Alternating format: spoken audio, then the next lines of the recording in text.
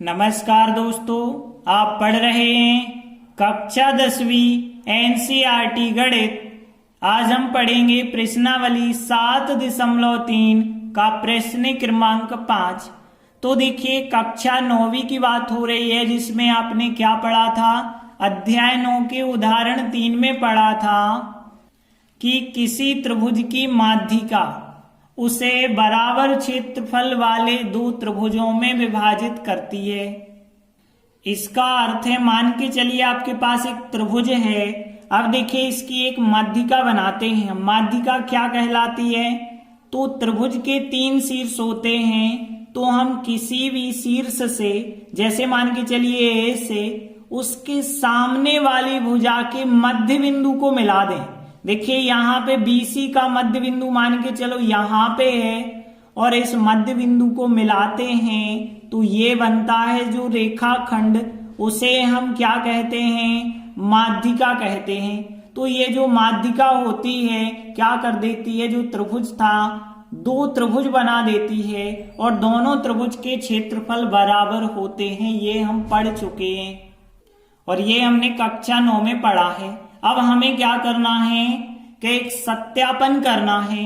यदि आप मान के चलो ए बिंदु के शीर्ष ये दिए जाएं, बी के ये दिए जाएं, सी के ये दिए जाएं, तो देखिए यहां हम क्या सत्यापित करेंगे कि यहां जो दो त्रिभुज बन गए हैं, इन दोनों के क्षेत्रफल बराबर हैं। यहां का बिंदु डी नाम दे देते हैं। तो यहां क्या क्या दिया गया है? एक त्रिभुज दिया गया है ABC, और उसके शीर्ष दिए गए हैं। तो देखिए, यहां दिया गया है एक त्रिभुज ABC है, जिसके शीर्ष दिए गए। अब देखिए, पहले हम इस D बिंदु के निर्देशांक पता करते हैं। तो यहां पे यदि हम देखें तो AD क्या है? माध्यिका है। माध्यिका है, इस वजह से हम कह सकते हैं BC का मध्य बिंदु होगा D। तो हमने लिखा कि माध्यिका AD है, इस वजह से जो D होगा वो BC का मध्य बिंदु हो जाएगा। अब देखिए, यहाँ पे हम D बिंदु के निर्देशांक निकालते हैं, क्योंकि जब तक D के निर्देशांक नहीं होंगे तब तक आप इस छोटे त्रिभुज का और इस छोटे का निकाल ही नहीं सकते। तो D का निकालेंगे। कैसे निकालेंगे हम? देखिए, D क्या है? BC का मध्य बिंदु है, और मध्य बिंदु का हमने आपको सूत्र बताया था कि यदि दो बिंदु x1 y1 और x2 y2 हैं, और इनको मिलाने वाला जो रेखाखंड होगा उसका मध्य बिंदु निकालना है, तो x वाले निर्देशांकों को जोड़ के आधा करो, y वाले निर्देशांकों को जोड़कर आधा कर दो। तो यहाँ पे हम b के और c के निर्देशांकों को जोड़कर आधा करेंगे तो d के निर्देशांक मिलेंगे। मतलब x1 और x2 को जोड़ के आधा करेंगे तो 3, और 5 को जोड़ के आधा करेंगे तो 3 + 5/2, और फिर y1 + y2/2 करेंगे, मतलब -2 + 2/2 करेंगे तो y1 + y2/2। अर्थात यदि हमें D बिंदु निकालेंगे, सरल करेंगे, तो यहाँ 3 और 5 8, 8/2 कितना आ गया? 4, और यहाँ +2 -2 0, 0/2 मतलब 0 ही आ जाएगा। तो देखिए, अब हमारे पास D बिंदु आ गया है, और D बिंदु कितना आया है? 4 0 आया है। अब हम एक बार ABD त्रिभुज का क्षेत्रफल निकालेंगे और एक बार ACD का निकालेंगे। दोनों के क्षेत्रफल बराबर आना चाहिए, यही हमें सत्यापित करना है।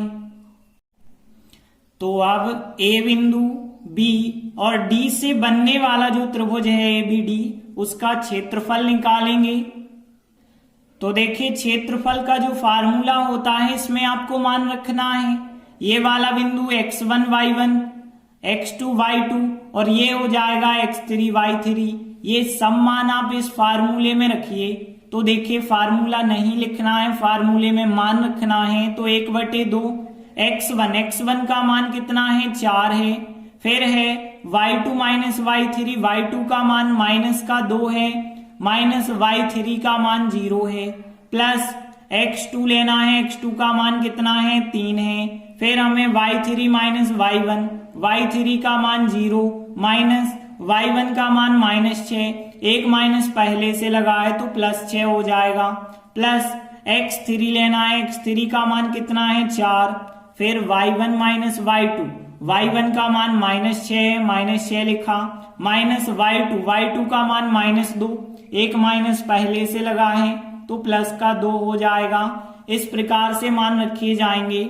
आगे सॉल्व करेंगे तो 1/2 होगा, 4 -2 -0 तो माइनस के 2 ही रहेंगे, 3 और 0 और 6 जोड़ेंगे 6 रहेंगे, 4 -6 + 2 -4 रहेंगे और कोष्टक बंद है। और आगे सॉल्व करोगे तो 1/2, 4 का -2 से गुणा -8, 3 का 6 से गुणा 6 3 18, 4 का -4 से गुणा तो यहाँ 4 × 4 16 होगा।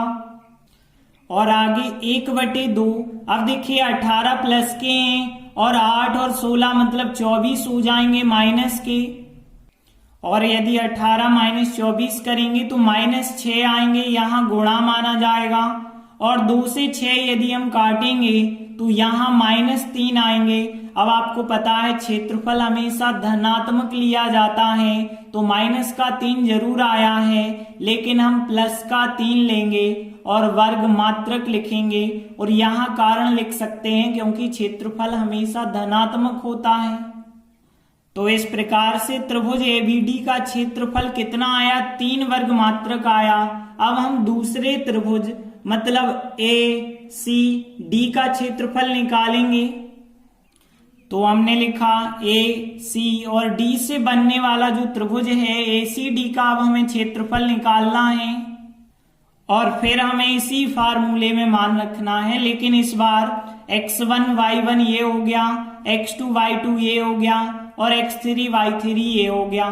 देखिए सब मान रखेंगे तो 1/2, फिर x1 का मान है 4, फिर y2 - y3 मतलब 2 - 0 होगा और फिर लेना है x2 का मान है 5, फिर y3 - y1 का मान 0 माइनस y1 -6, एक माइनस पहले से है तो प्लस का 6 और फिर x3 का मान कितना है 4 है, फिर y1 - y2 मतलब -6 y1 है माइनस y2 कितना है 2 है।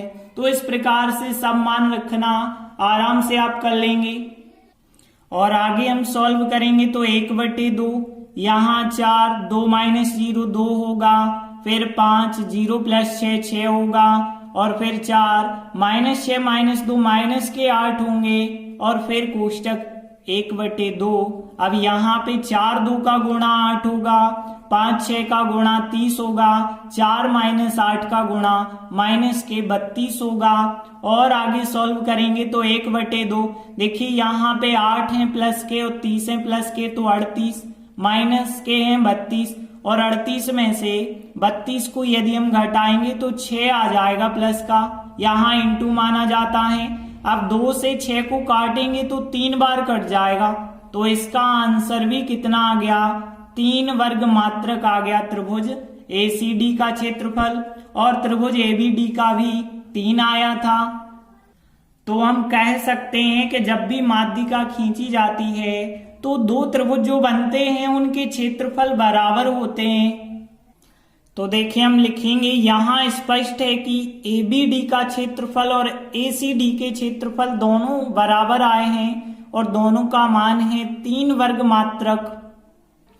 तो हम कह सकते हैं अतः किसी त्रिभुज की माध्यिका उसे बराबर क्षेत्रफल वाले 2 त्रिभुजों में विभाजित करती है और यही हमें सत्यापित करना था। तो इस प्रकार से प्रश्न 5 कंप्लीट हुआ।